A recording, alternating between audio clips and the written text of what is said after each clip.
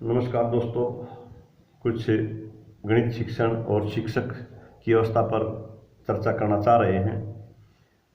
कहते हैं सही ज्ञान के लिए पारस्परिक विचारों का आदान प्रदान होना जरूरी है।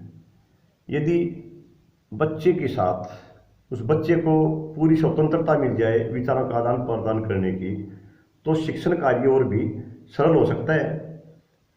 और बच्चे की जो कल्पनाशीलता होती है वो बड़ों की तुलना में बहुत ही ज़्यादा होती है। उस कल्पनाशीलता को हम कैसे प्रयोग करें?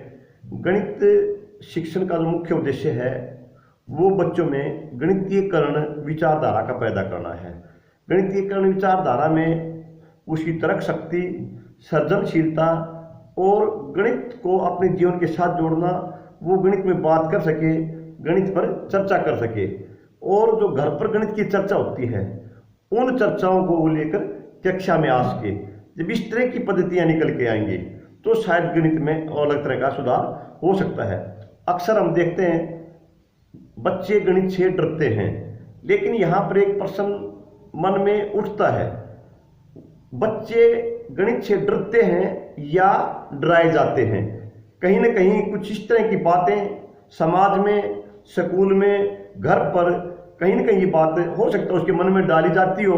तो इस बात का भी विश्लेषण करने की जरूरत है, बच्चे डरते हैं या डराए जाते हैं।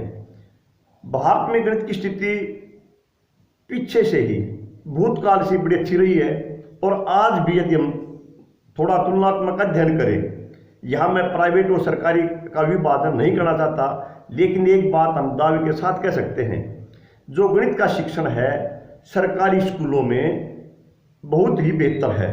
इसके लिए श्रेय शिक्षक को ही जाता है।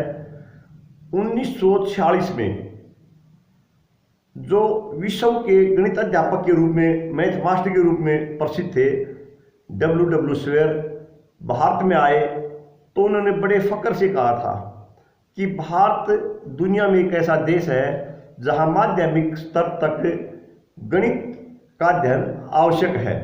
लेकिन उसने बोलते वक्त एक बात और भी कही थी।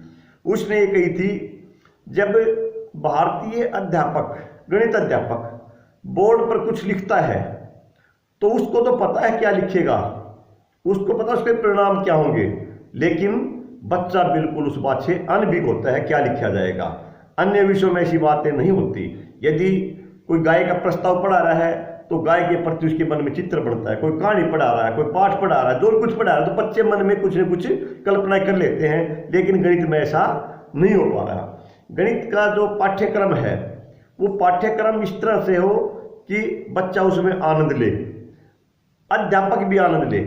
जो गणित का अध्ययन है वो गवेषणात्मक पूर्ण होना चाहिए, यानी जिसमें अध्ययन भी और अनुसंधान भी हो, दोनों चीजें हों।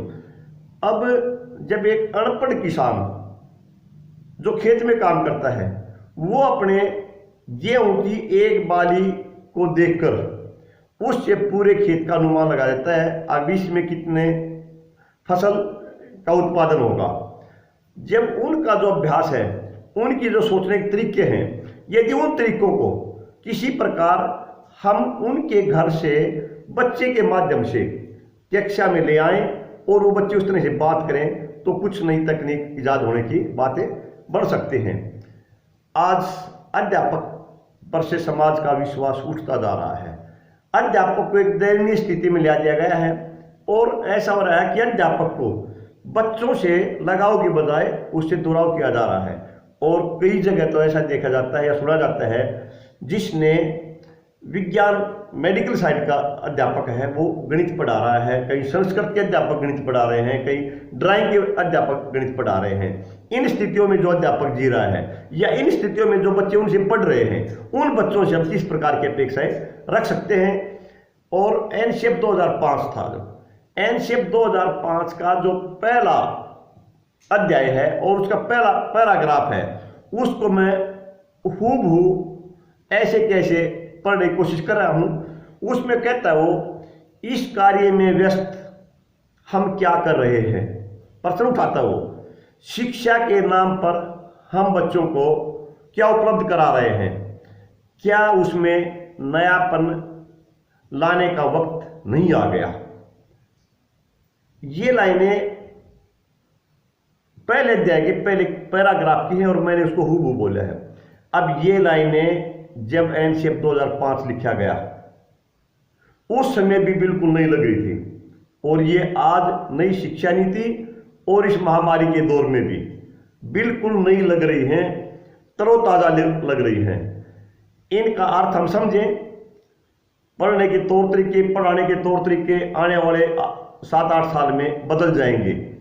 जो ऑनलाइन शिक्षण है, ऑनलाइन शिक्षण क्लास से पहले हो, जो हम पढ़ाना चाहते हैं वो चीज़ पहले बच्चों को दें और उसके बाद में क्लास रूबरू करें, कुछ नया परिवर्तन आएगा। तो जो ये परिवर्तन की आंधी है, इस परिवर्तन की आंधी को सार्थक दिशा देने में अपनी क्या भूमिका हो सकती है, ये अपने मन में सोचें, इसको तय करें। इस सामाजिक व्यवस्था और सार्वजनिक शिक्षा को हम कैसे बचा सकते हैं, इसमें अपनी क्या भूमिका हो सकती है, इस पर हम विचार मंथन करें।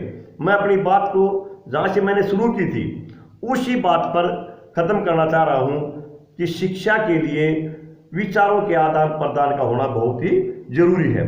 सही ज्ञान के लिए पारस्परिकता का होना बहुत ही जरूरी है। तो अपने जो आज विचार हैं, जिसकी शैक्षणिक तकनीक है, जिसके पास जिस विषय का स्पेशल किसी अध्याय का उस तरह का ज्ञान है, तो हम आपस में शेयर करें। उस शेयर से जो हमारा कमजोर पक्ष है उसको हम उभारें और जो अपना मजबूत पक्ष है उसको और मजबूत करें। और ये इस आशा के साथ हम काम करें कि हम इस बदलते युग में आने वाली पीढ़ियों को कुछ नया दे सकें और नया देंगे, ऐसा सार्वजनिक क्षेत्र से आज समाज आशा कर रहा है। और कोरोना महामारी ने तो बिल्कुल ये स्पष्ट कर दिया है, केवल सार्वजनिक क्षेत्र के में लगे हुए कर्मचारी या जो सार्वजनिक क्षेत्र में काम करते हैं वही लोग समाज के बहुत बड़े भाग के लिए बहुत बड़ा काम कर सकते हैं। तो आओ चिंतन करें और विचारों का आदान प्रदान करें। धन्यवाद।